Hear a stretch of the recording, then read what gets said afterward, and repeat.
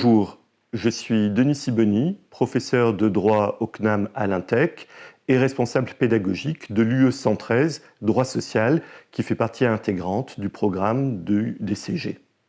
Je vais vous présenter le programme de cette UE ainsi que les attendus pédagogiques et les outils dont vous pourrez disposer pour mieux appréhender la matière. Concrètement, qu'est-ce que le droit social ? Le droit social est une partie du droit qui couvre deux branches bien distinctes, à savoir le droit du travail d'une part et le droit de la protection d'autre part. Pour comprendre quel sera le programme de cette UE, nous aurons trois grands volets. Le premier volet concerne les relations individuelles du travail, dans lequel nous aborderons la question de la formation du contrat, de l'exécution du contrat et de la rupture du contrat. Ensuite, le deuxième volet du programme concerne les relations collectives du travail et là, nous étudierons la représentation du personnel, la négociation collective, les conflits collectifs et l'association des salariés au sein de l'entreprise. Enfin, le troisième volet du programme concerne la protection sociale. Là, nous étudierons l'assurance maladie, l'assurance vieillesse, les régimes complémentaires de protection sociale ainsi que l'assurance chômage. Si nous entrons dans le détail du programme, dans le premier volet, les relations individuelles du travail, nous étudierons la formation du contrat et à l'intérieur de ce grand chapitre, différents éléments tels que la procédure de recrutement d'un salarié, les formalités liées à l'embauche de ce salarié, le CDI et les différentes clauses que l'on peut y insérer, comme par exemple la période d'essai, la clause de mobilité, la clause de non-concurrence. Nous étudierons également les contrats spécifiques tels que le CDD, le contrat de temps partiel, le contrat de travail temporaire et les contrats aidés par l'État.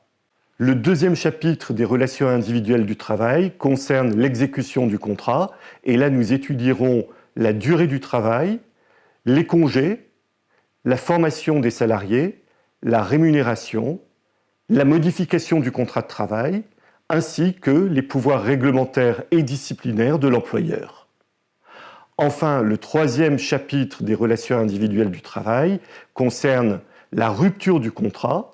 Il s'agira d'étudier le licenciement pour motif personnel, le licenciement économique, la démission, la rupture conventionnelle, les retraites comme mode de rupture du contrat de travail, et puis la force majeure, la prise d'acte et la résiliation judiciaire, qui sont des modalités particulières de rupture du contrat de travail.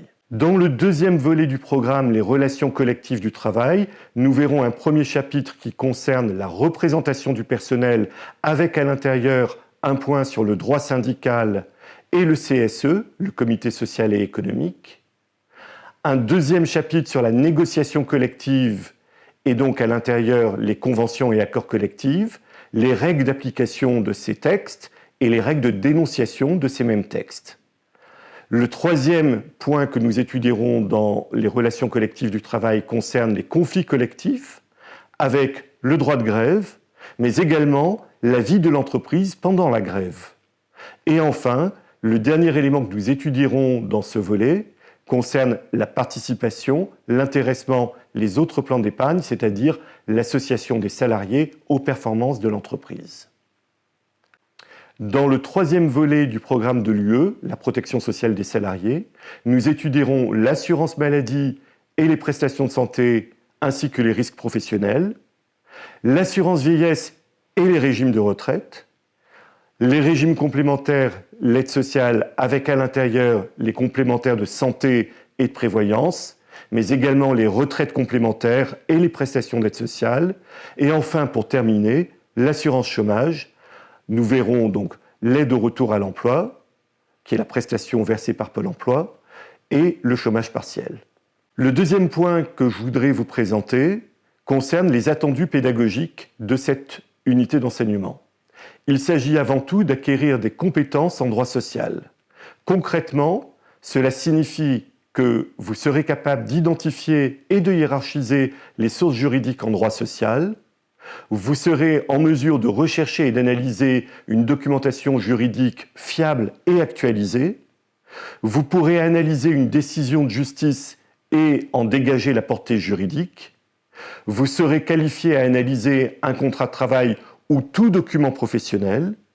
Enfin, vous serez proposé une solution adaptée dans le cadre d'une situation juridique donnée. Le deuxième attendu pédagogique concerne l'évaluation des acquis en droit social. Vous devrez être en mesure d'apporter des solutions concrètes à des situations pratiques, de comprendre une décision de justice et enfin d'identifier un document professionnel et d'en vérifier la validité. Pour terminer, je voudrais évoquer avec vous l'organisation pédagogique et donc les outils dont vous disposerez pour étudier le droit social. D'abord, le manuel du cours, divisé en 4 tomes. À l'intérieur de chaque tome, nous retrouverons effectivement les chapitres que nous étudierons. Les 24 cours oraux qui seront dispensés en présentiel, en distanciel, mais également en cours renforcé. Les 24 applications qui correspondent aux cours oraux dans lesquels vous retrouverez des cas pratiques, des cas d'entraînement. 14 webconférences sur des thèmes bien spécifiques avec un apport théorique succinct et surtout des cas d'entraînement. Enfin, le forum sur lequel vous pourrez échanger entre vous mais également avec l'enseignant. Les ressources pédagogiques en ligne sur lesquelles vous trouverez des fiches de cours.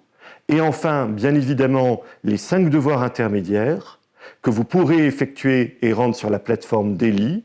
Si vous obtenez la moyenne de 10 à 4 des devoirs, alors vous pourrez bénéficier du point de bonification qui sera ajouté à la note finale de l'examen. Voilà pour cette présentation. Je serai très heureux de vous retrouver en cours et bien évidemment, je vous souhaite la bienvenue. À bientôt.